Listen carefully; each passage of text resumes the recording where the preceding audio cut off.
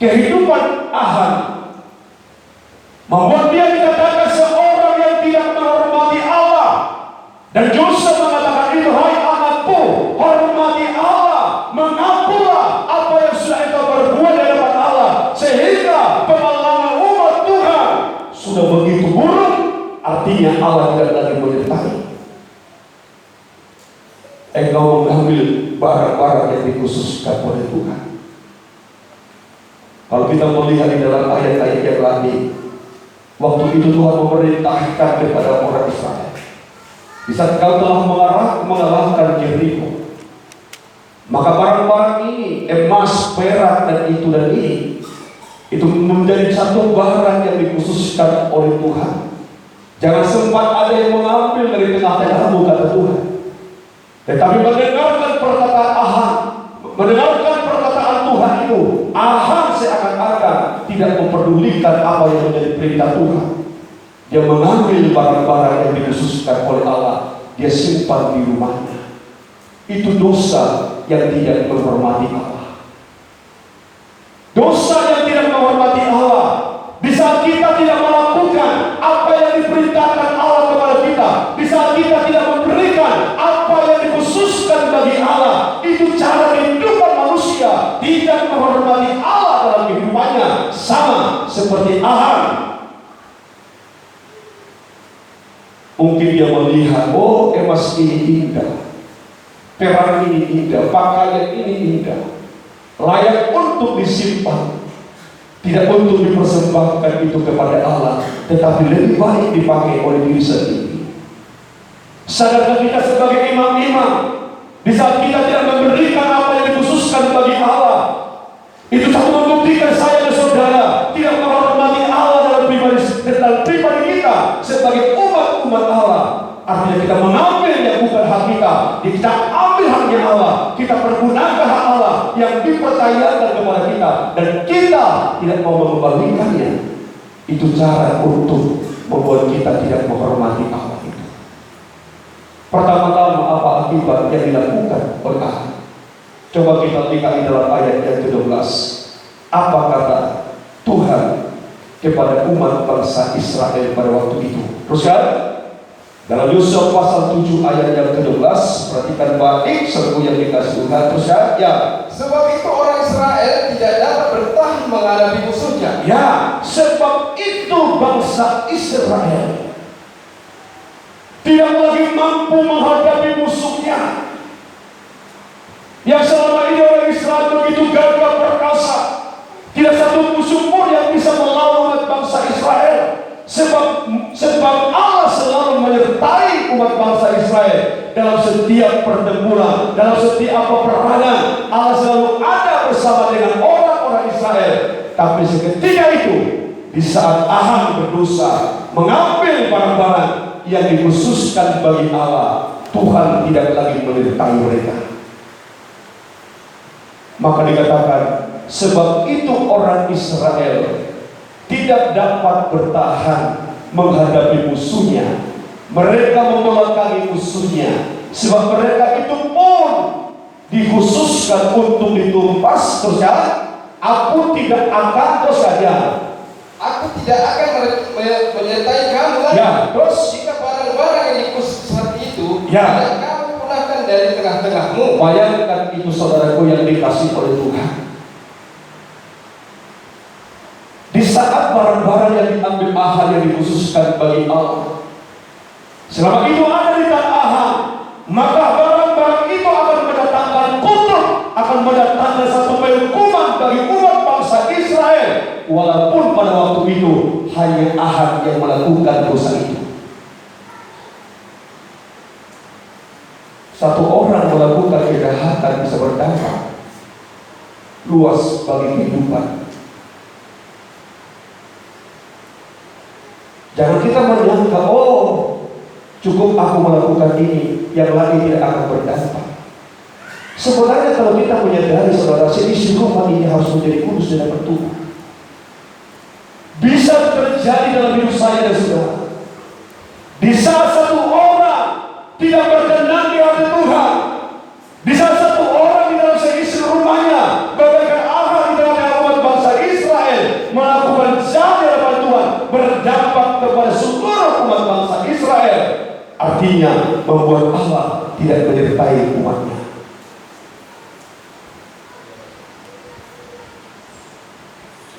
Terjadi malapetaka bagi umat bangsa Israel waktu itu. Bukan semua orang Israel berdosa, tetapi hanya Ahab yang berdosa. Hanya Ahab yang melakukan yang jahat di mata Allah. Tetapi itu pun Tuhan mengatakan, di saat Ahab tidak mengembalikan barang-barang yang dikhususkan, dan aku kembali memberitakan barang itu harus dimusnahkan, dipunahkan, yang seharusnya untuk dikembalikan kepada Allah. Tapi Tuhan tidak mau lagi menerima hal itu, sebab sudah ditandai dengan dosa, kejahatan. Tuhan berkata, aku tidak lagi menyertai engkau. Saudara tahu kota Ai, salah satu kota yang sangat begitu kecil. Oleh karena begitu kecilnya kota Ai ini, sampai-sampai Yosua berkata, tidak semua bangsa Israel, cuma beberapa ribu orang yang harus diutus untuk menumpas Ai. Saat Yosua memandang kota Ai itu begitu mudah dikalahkan. Beda dengan orang Filistin. Yosua harus menggerakkan seluruh kekuatan prajurit. Tapi saat Yosua melihat kota Ai yang kecil, yang tidak ada kekuatannya, dia memandang kota Ai dengan pandangan jasmaninya, dan dia berkata, tidak semua prajurit harus turun berperang, cukuplah sekian ribu orang. Dia mengutus prajurit untuk memerangi kota Ai. Tapi apa yang terjadi? Mereka mundur dari musuh mereka, dan Tuhan berkata, mengapa itu terjadi? Sebab aku tidak lagi menyertai umat bangsa Israel. Jangan harap, jangan kita menyangka dosa itu tidak membawa dampak di dalam sikap kehidupan kita, saudaraku. Maka saya selalu anjurkan kepada kita, mari kita membangun kebenaran di dalam nikah rumah tangga dari dulu. Seorang suami harus belajar mentauhidkan diri. Seorang istri harus belajar menjaga dirinya dari segala dosa kejahatan.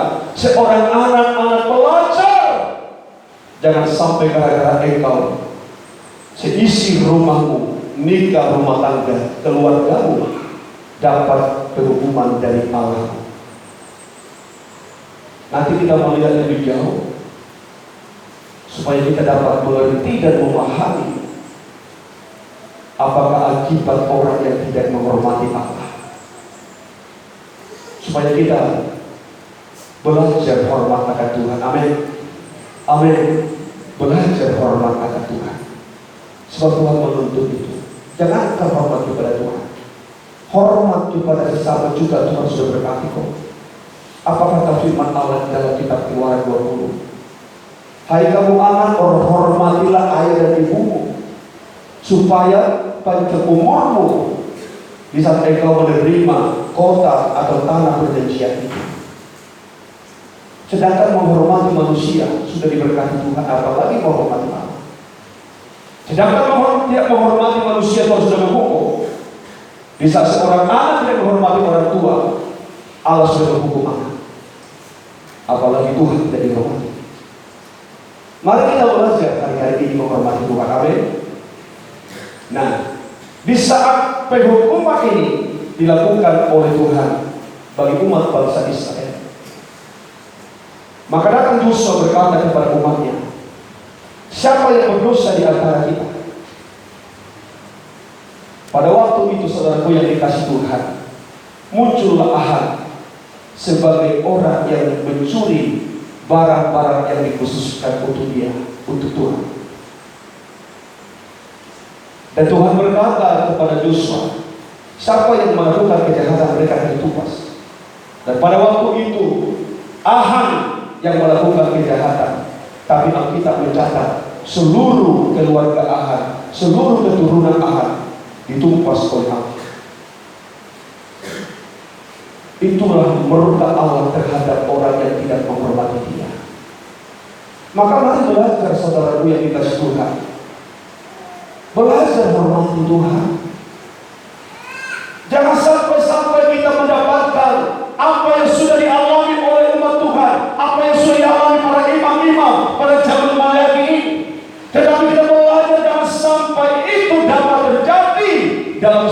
saya, dalam hidup saya, dalam nikah, dalam rumah tangga kita. Tetapi biarlah itu semua terhindar dari saya dan kita.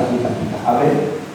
Sebab saya melihat di sini luar biasa Tuhan menghukum orang yang tidak hormat akan Dia. Nanti bisa dibaca di rumah itu. Apa yang dialami bersama dengan keluarga. Dalam ayat-ayat terakhir di dalam kitab Yosua pada ini, Tuhan menyatakan itu saudaraku yang dikasih oleh Tuhan. Ahan ditupas bersama seisi rumah. Ahan dibinasakan oleh Tuhan. Baik. Yang ketiga, kita melihat dosa para umat Tuhan yang tidak hormat akan Tuhan. Saya ini akan melihat di dalam satu pernyataan Tuhan terhadap Malik Eli atau imam ini. Imam Eli adalah imam bagi umat bangsa Israel pada zaman Nabi Samuel. Ada sih nama Samuel, tapi Ibu Samuel ada. Ya, Ibu Samuel kan? Ibu Samuel. Tapi bukan Samuel itu. Ini Samuel yang dalam Alkitab. Nah, Tuhan mengatakan kepada imam ini bahwa dia seorang imam yang tidak menghormati Allah tetapi menghormati manusia. Bahaya. Saya melihat bahaya.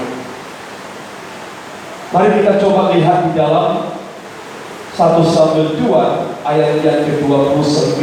Apa kata Tuhan terhadap imam ini di dalam dosa yang ia lakukan dengan dosa cara yang tidak menghormati Tuhan. Dalam 1 Samuel pasal 2 ayat yang ke-29. Puji nama Tuhan. Teruskan ya.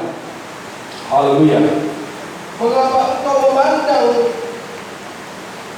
dengan loba kepada korban sembelihanku? Mengapa engkau memandang loba kepada korban sembelihanku, Imam Eli? Teruskan ya. Dan korban sajianku Ya, teruskan. yang telah kuperintahkan. Ya, teruskan. Engkau menghormati anak-anakmu lebih daripadaku. Mengapa engkau menghormati anak-anakmu, Imam Eli, daripada aku Allahmu? Di sini satu yang dilihat oleh Allah dari seorang imam. Dia seorang imam yang sebenarnya harus menjadi panutan di tengah-tengah umat bangsa Israel. Tetapi saat Allah melihat bagaimana buruknya tindakan Imam Eli yang tidak menghormati Allah, Allah melihatnya, hai Imam Eli, engkau lebih menghormati anak-anakmu daripada aku, Allahmu, yang patut engkau hormati dalam hidupmu. Ini menjadi satu teguran bagi saya dan saudara, karena saya ada sebagai orang tua, termasuk imam. Mengapa saya mengatakan itu kepada Imam Eli? Di saat Imam Eli melihat anak-anaknya melakukan perbuatan jahat di mata Tuhan, tetapi Malik Eli tidak bisa menegur anaknya dengan tegas, dengan keras, sehingga Tuhan menilai bahwa Imam Eli ini seorang imam lebih menghormati anaknya, manusia, daripada Allah. Kita harus belajar di sini, saudaraku yang dikasih Tuhan. Dan seorang anak, apalagi ada seorang imam, jangan sampai saudara mendatangkan malapetaka dalam hidupmu, dalam hidup orang tuamu, dalam hidup pelayananmu, dalam hidup keluargamu. Sebab apa? Sebab kita bisa melihat anak-anak Malik Eli mendatangkan malapetaka termasuk kepada orang tuanya. Mungkin saudara mengatakan bagaimana harus begitu. Memang harus begitu. Malik Eli menegur anaknya, menegur. Tapi tegurannya sebagaimana, jangan nakku, lakukan itu nakku. Tapi Tuhan tidak mau semacam itu. Sebab bagi Tuhan ada sistem bagaimana untuk memperingati anak yang melakukan jahat di mata Tuhan. Alkitab mengatakan, jika anakmu berbuat dosa, ambil rotan, pukul, tapi jangan diinginkan kematiannya. Itu Tuhan. Jangan kita seakan-akan melakukan itu dan itu, tetapi tidak melihat kepada bagaimana sikap kita tidak menghormati Allah. Saya juga sebagai imam, saudaraku yang dikasih Tuhan, jujur di hadapan Allah. Kalau orang mungkin menilai saya begitu luar biasa kerasnya, memang itu harus aku lakukan terhadap anak yang tidak sungguh-sungguh kepada Allah untuk menghormati Allah. Untuk anak saya ini masih bisa dikontrol, tapi itu jiwa. Jangan diadukan ke polisi untuk saya bisa masuk. Saya pernah begitu dulu. Saya pegang, saya tampakin. Jangan sampai Tuhan menilai saya lebih menghormati dia daripada Allah. Seperti dosa dari Imam ini, itu yang dilihat oleh Tuhan. Di saat anak-anak mereka melakukan yang begitu jahat di hadapan Allah, tidak menghargai persembahan-persembahan yang dipersembahkan kepada Allah, seakan-akan mereka ini tutup mata melihat keburukan anak-anaknya, melihat kejahatan anaknya, tetapi Allah melihat betapa jahatnya kau Imam Eli. Engkau lebih menghormati anakmu daripada aku.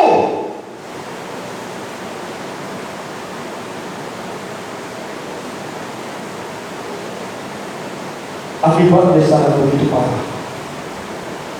Kalau kita melihat apa akibat daripada perbuatan Malik Eli itu, berkata kepada Malik Eli, Imam Eli, saya pernah berjanji kepadamu, engkau akan melayaniku sepanjang hidupmu dan sampai selama-lamanya, tetapi perjanjian itu akan kutarik darimu.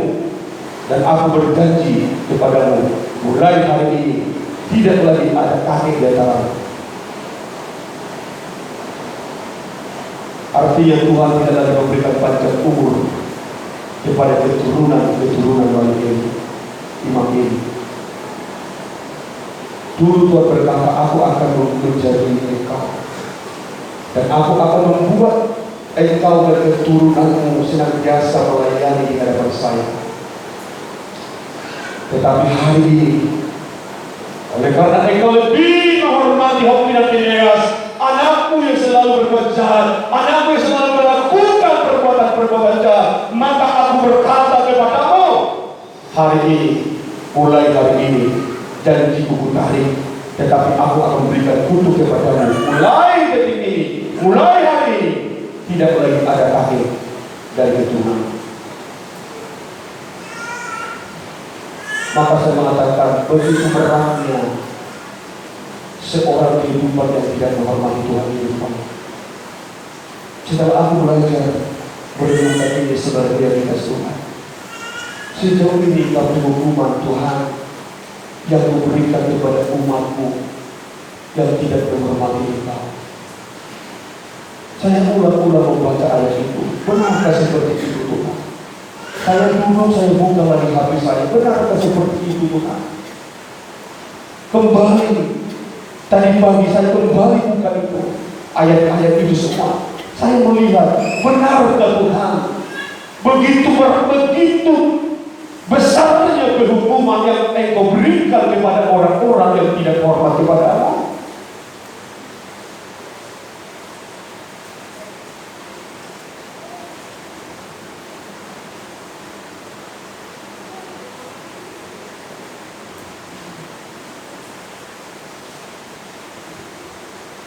Apakah kita membiarkan keburukan ini terjadi dalam diri kita? Apakah kita mau hukuman ini terjadi dalam usaha kita? Kalau kita melihat di dalam perkataan ini,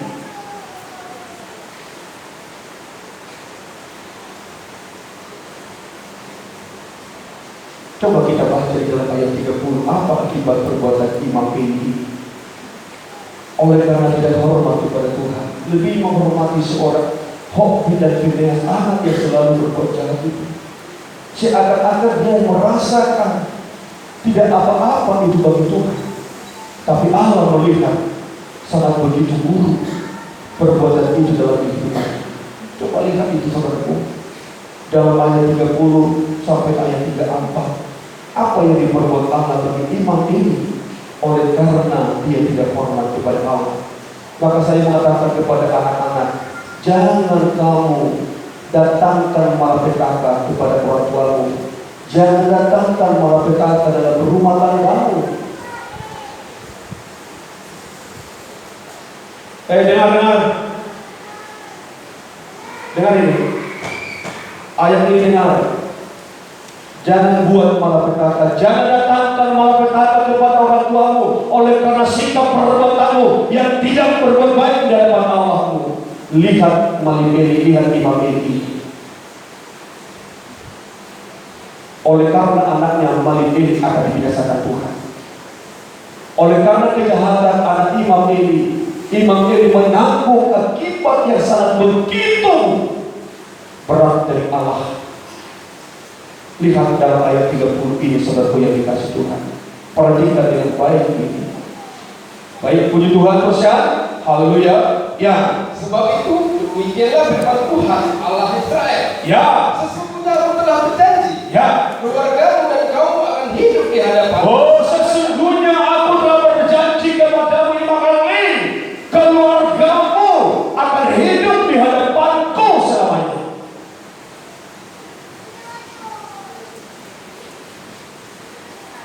Seakan-akan Tuhan menarik janji itu. Mungkin Tuhan berjanji kepada saya, hai si Marmata, Ramses si Marmata, engkau akan hidup selamanya di hadapanku. Kalau aku melihat janji Allah ini sangat indah, artinya Allah memberikan jaminan bagi keluarga seorang imam hidup di hadapan Allah selamanya.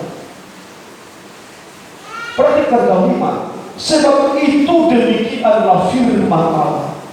Israel, sesungguhnya aku telah berjanji, keluargamu, kaummu akan hidup di hadapanku selamanya. Allah memberikan jaminan kepada seorang imam-imam untuk tetap hidup selamanya di hadapan Allah. Allah memberikan jaminan kepada imam, kepada keluarganya, kepada keturunannya, kepada kaumnya. Sesungguhnya janji itu luar biasa. Tetapi apa kata Tuhan? Teruskan. Tetapi sekarang ialah firman Tuhan. Ya, teruskan. Jauhlah hal itu daripada. Oh, di saat Tuhan melihat dosa dari Imam Heli yang lebih menghormati anak-anaknya daripada Allahnya, Tuhan berkata, tetapi janjiku itu sekarang tidak lagi akan ada itu bagimu, tetapi sebaliknya janji itu akan datang kepadamu menjadi satu malapetaka bagimu. Tuhan mengatakan, jauhlah hal itu daripada kamu. Terus kan daripada sebab teruskan ya. Sebab siapa yang menghormati aku, ya, akan kuhormati. Ya, teruskan. Tetapi siapa yang menghina aku, ya, akan dipandang rendah. Tetapi siapa yang menghormati aku akan lebih kuhormati. Tetapi siapa yang menghina aku akan lebih kuhinakan, kata Tuhan. Dan apa yang dialami oleh imam ini, teruskan. Sesungguhnya akan datang waktunya, ya, bahwa aku akan mematahkan tangan kananmu, ya, dan tangan kekuatan kaummu, ya, terus sehingga tidak ada seorang kakek dalam keluargamu. Bayangkan betapa Tuhan memberikan hukuman bagi imam ini. Anak-anak, lihat ini.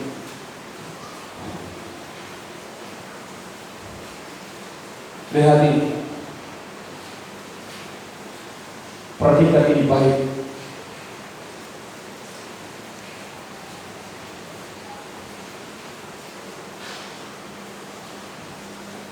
Sebenarnya Imam Heli, dia melayani Tuhan.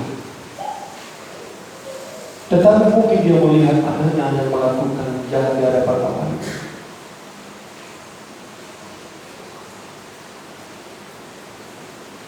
Tetapi seakan-akan dia menunjukkan cinta kasih kepada Allah lebih daripada Tuhan. Tuhan berkata, engkau tidak menghormati aku, hai imam ini. Engkau jahat.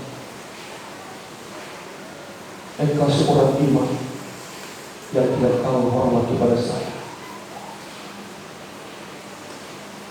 Janjiku yang kujanjikan akan kutaati. Tapi apa yang akan engkau alami? Sesungguhnya akan datang waktunya. Perkataan sesungguhnya akan datang waktunya. Ingat ini. Artinya Tuhan tidak melakukan perbuatan hukuman di saat itu juga, tapi ada waktunya. Sebab dikatakan di dalam ayat ini, sesungguhnya akan datang waktunya. Berarti di kemudian hari, bukan di saat itu.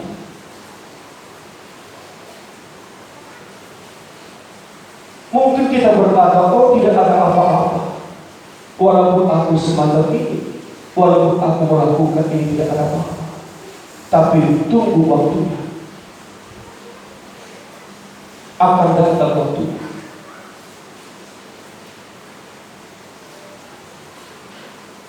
Itu yang harus dijaga. Kalau dalam kitab Ratapan dikatakan, bapak-bapak kami yang melakukan dosa, tapi kami yang menanggung kedurjanaannya. Tapi di dalam kasus ini, anak-anak yang melakukan kejahatan, tapi orang tua yang menanggung.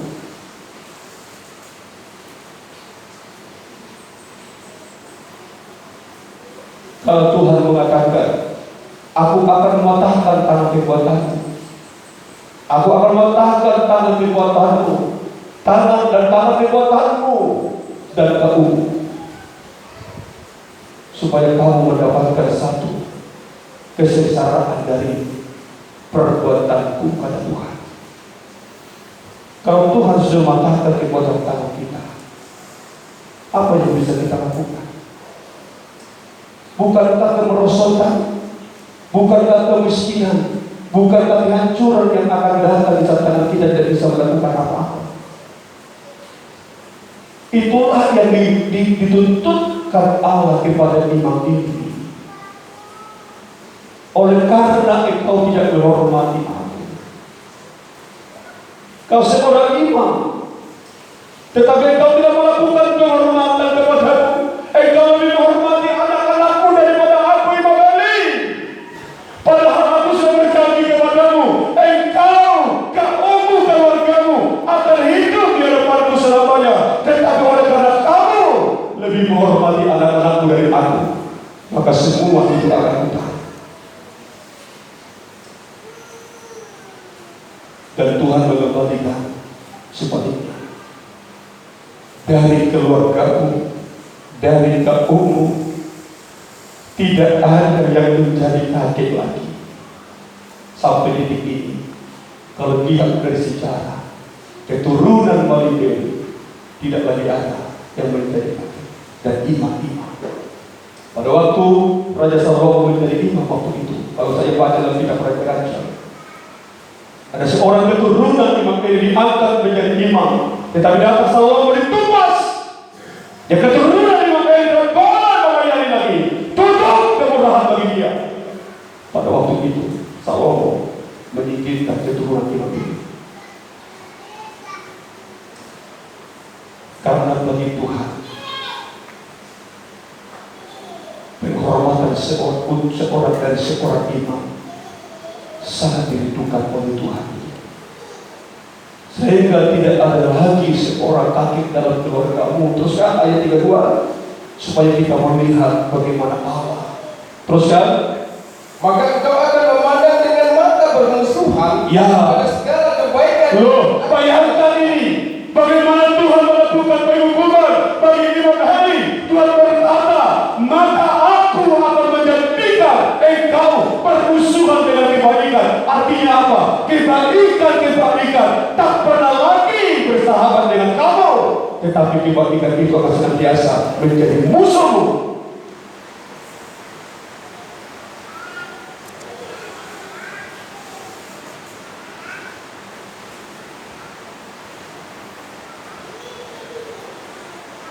Saya tidak mau menyaksikan keluhan kami. Jujur di hadapan Tuhan. Dan itu harus saya buka di hadapan Tuhan. Bukan separah sebenarnya seperti anak bayi itu. Tetapi saya lalu menangis. Yang saya tangiskan apa? Jangan sampai salah satu anak ini Tuhan yang menyakitkan. Selalu berdoa itu kepada Tuhan. Walaupun mungkin saya tahu di saat satu orang anak itu mungkin membuat saya harus begitu, saya berkata kepada Tuhan, itu usia bagi saya. Dan bukan berarti saya berdiam Tuhan, tapi apakah memberikan satu teguran yang keras sebagaimana firman-Mu yang Kau nyatakan bagi saya belajar untuk menghormati Engkau daripada semua. Saya berkata kepada saya, maafkan kalau saya mengatakan ini. Kalau kamu mati, anak saya masih ada. Kalau kau tidak hormati Tuhan,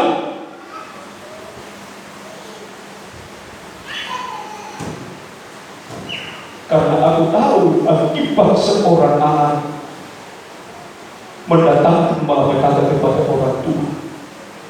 Di saat kita belajar bagaimana tidak menghormati Allah kita, apa yang dikatakan Tuhan, maka engkau akan memandang dengan matamu bermusuhan kepada segala kebaikan. Artinya Tuhan tidak lagi mau memberikan kebaikan bagi seorang imam yang tidak hormat kepada Tuhan. Tetapi Tuhan tadi berkata, tunggu waktunya. Akan datang waktunya ini terjadi bagimu imam itu. Bukan sekarang, tetapi akan datang waktunya. Engkau akan lihat, engkau akan tahu ini semua terjadi dalam hidupmu, kaummu dan keluargamu, kata Tuhan. Kebaikan kepada segala kebaikan yang akan kau lakukan kepada Israel. Terus ya. Dan dalam keluargamu takkan ada seorang kakek untuk selamanya. Kembali kata Tuhan, dan kepada keluargamu, aku tidak akan memberikan perpanjangan umur, dan tidak ada seorang kakek. Teruskan ayat 33 Bapak. Teruskan. Tetapi seorang daripadamu yang tidak kulenyapkan, teruskan. Yang tidak kulenyapkan dari lingkungan mesbahu akan membuat matamu rusak, teruskan. Ya. Itu aja dibaca Pak, supaya cepat. Ya, itu aja.